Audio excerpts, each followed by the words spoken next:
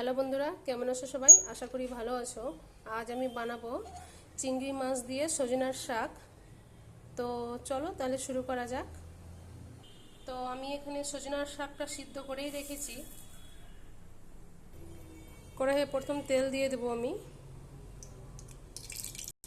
তো এখানে আমি পেঁয়াজ আর শুকনো লঙ্কা কেটে রেখেছি। তো এখানে আমি পেঁয়াজ আর শুকনো লঙ্কা দিয়ে দেবো।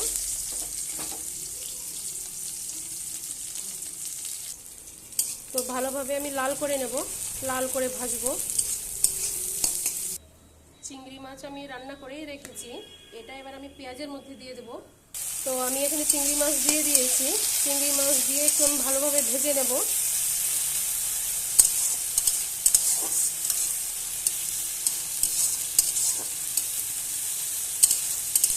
তো আমি এখানে শাকও দিয়ে দিয়েছি, এবার ভালোভাবে নাড়বো আমি।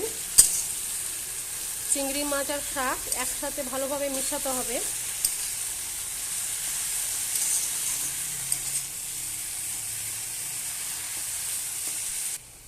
তো আমি এখানে স্বাদ মতো লবণ দিয়ে দেবো,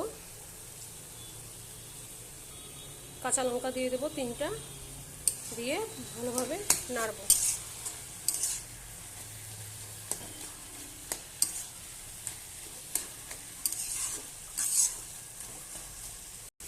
তো এটা আমার হয়ে গেছে, এবার আমি বন্ধ করে দেব।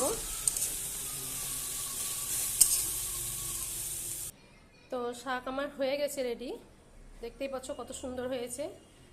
তো ভিডিও যদি ভালো লাগে লাইক শেয়ার কমেন্ট করবে, নতুন ভিডিও পেতে সাবস্ক্রাইব করবে। তো আজকের মতো এখান থেকে টাটা।